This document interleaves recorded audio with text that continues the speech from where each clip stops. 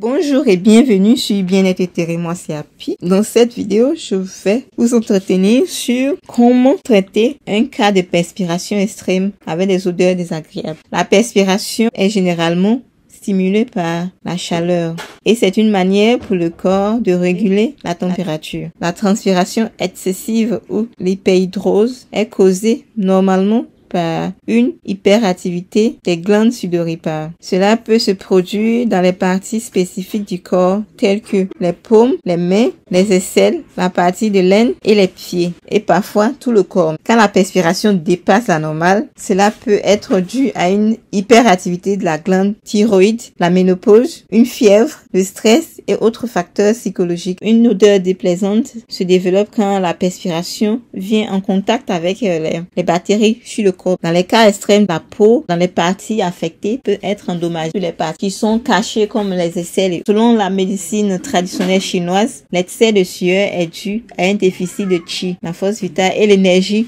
yin. L'énergie yin, c'est l'énergie féminine en fait. Donc quand vous manquez de cette énergie yin et de la force vitale, vous suez beaucoup. Si vous avez un cas d'hyperhidrose ou bien un cas de perspiration extrême, en fait, c'est le manque de balance en fait, d'équilibre. Donc il faut chercher à équilibrer le yin et le yang en vous. Ou bien cultiver plus de force vitale en vous. En fait, la respiration profonde peut vous aider, le yoga peut vous aider aussi. Si vous voulez un traitement traditionnel, vous pouvez faire un désodorisant à base de plantes naturelles en cas de perspiration avec les ingrédients suivants. Vous aurez besoin de clous de girofle, de myrrhe, de graines de coriandre, de cassia, de lavande et de thym. Donc vous prenez tous ces ingrédients là en quantité égale. On fait une poudre que vous pouvez mettre dans votre bain avec une huile essentielle de votre choix. Vous pouvez aussi mettre sous les aisselles. Mais faites attention aussi si vous avez une peau sensible et surtout si vous avez des irritations sur la peau. Si vous aimez l'aromathérapie, faites un mélange d'huile de cyprès qui est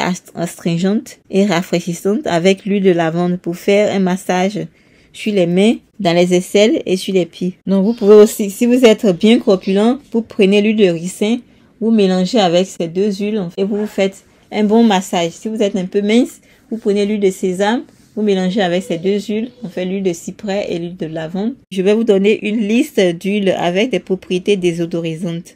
Il y a le bergamote, la sauge, l'eucalyptus, la lavande et le bois de rose. Ce sont des huiles essentielles qui ont une propriété désodorisante. Donc vous pouvez toujours les mettre dans tout ce que vous prenez comme parfum ou comme déodorant. Les déodorants que vous trouvez en surface dénaturent vos aisselles, détruisent complètement l'écosystème dans vos aisselles. Ça aggrave aussi le problème de perspiration et d'odeur. Et si vous transpirez moins, vous pouvez prendre l'huile essentielle d'arbre de thé. Donc si la perspiration sous les aisselles et sur les pieds a une odeur très forte, voire désagréable, vous pouvez utiliser la lycopodium. Donc, vous pouvez utiliser une pâte faite à partir de la plante lycopodium que vous pouvez mettre dans les aisselles. En fait, c'est une plante aussi qui est utilisée pour traiter les hernies. Merci à la vie. Merci d'avoir suivi cette vidéo et à bientôt sur Bien-être éthéré. Coucou.